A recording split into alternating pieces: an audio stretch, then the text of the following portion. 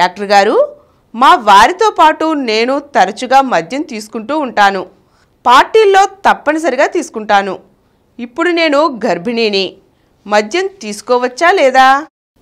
ఈ రోజుల్లో స్త్రీలు పురుషులు తేడా లేకుండా అందరూ ఆల్కహాల్ తీసుకుంటున్నారు.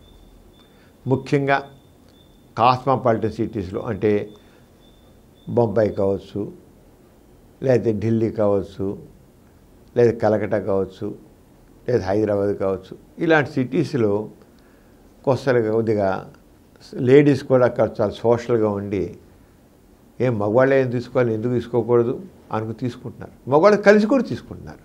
ఇంట్లో కూడా భార్యాభర్త ఇద్దరు కూర్చుని కూడా 1-2 పెగ్గులు తీసుకుంటూనే ఉన్నారు. కామన్ అలవాటే, అది అలవాటైపోయింది. కొద్దిగా హై క్లాస్ సొసైటీలో మాలో కూడా చూడండి, ఇప్పుడు తెలంగాణలో కళ్ళు తాగుతుంటారు.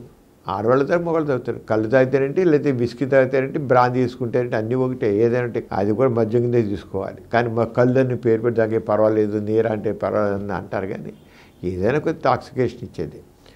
కానీ కళ్ళు తీసి తాగినా, మద్యం తీసుకున్నా కొద్ది 1-2 పెగ్గులు తీసుకుంటుంటే అంత పెద్ద ఎఫెక్ట్ ఏమి ఉండదు.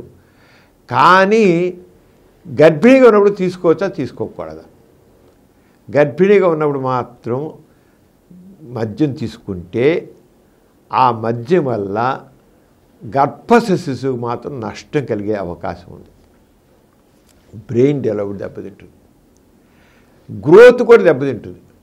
అంచేత వీడు ఏమైనా చెప్పిన వీడిగా మా ఆయనతో కలిసి ఇంట్లో తీసుకుంటాను, పార్టీల్లో కూడా తీసుకుంటూ ఉంటాను అని చెప్పి ఇప్పుడు గర్భిణీ మానేయాలి. వీడు మాత్రం గర్భిణీగా ఉన్నప్పుడు మాత్రం మానేయాలి. ఎందుకోసం?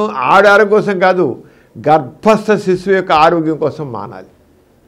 సరిగా వాళ్ళు మద్యం మానకుండా 1 పెగ్గే కదా, 2 పెగ్గులే కదా, ఏం కొంచెం నాకేం పెద్ద మత్తు ఎక్కువ రాదు కదా, కొద్దిగానే కదా అనుకుంటా. కానీ ఆ కొద్దిపాటి 1 or 2 పెగ్స్ కూడా గర్భస్థ శిశువు మీద, ముఖ్యంగా పిండ నిర్మాణ దశలో చాలా నష్టం కలిగించింది.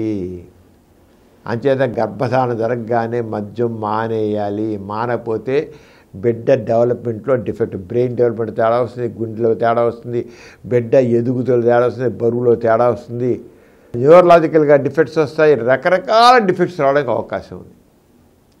అంటే తప్పనిసరిగా వస్తున్నారు, తప్పనిసరిగా కాదు, ఎవరికి వస్తుందో తెలియదు, కానీ రావడం మాత్రం అవకాశం ఉంది. మద్యం తీసుకునే వాళ్ళకి, తీసుకోని వాళ్ళ మధ్య గర్భిణీ స్త్రీ విషయం తీసుకున్నట్లయితే, ఏ గర్భిణీ స్త్రీ అయితే మద్యం తీసుకుంటుందో వాళ్ళు పుట్టే పిల్లల్లో ఎక్కువ మందికి ఈ రకమైన డిఫెక్ట్స్ ఉంటాయి. మద్యం తీసుకొని వాళ్ళల్లో ఈ రకమైన డిఫెక్ట్స్ ఉండవు.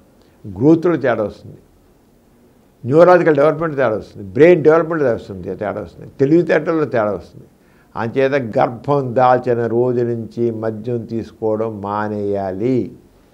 గర్భిణీ స్త్రీ మాత్రం చెట్టి పరిస్థితులు కూడా మద్యం తీసుకోకూడదు, కాన్పే వరకు తీసుకోకూడదు. తీసుకుంటే మాత్రం గర్భ శిశువుకి హాని కలుగుతుంది. అంటే నాకు అలవాటు కదా, కొద్దే కదా, 1 or 2 పెగ్సే కదా, 1 or 2 పెగ్స్ కూడా పనికిరాదు.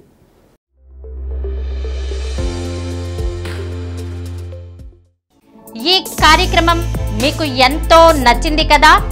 ఇటువంటి మరిన్ని వీడియోల కోసం అనతి కాలంలోనే 20 కోట్ల వ్యూస్ సాధించిన డాక్టర్ సమరం మల్టీ ఛానల్ నెట్వర్క్ సమర్పించు డాక్టర్ సమరం ఛానల్కు సబ్స్క్రైబ్ చేయండి, లైక్ చేయండి, మీ ఫ్రెండ్స్కి షేర్ చేయండి. అలాగే ప్రక్కనున్న గంట సింబల్ని ప్రెస్ చేయడం మర్చిపోకండి.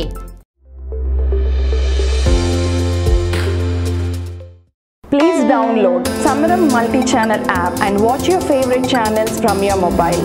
App available on Google Play Store and subscribe to the channels.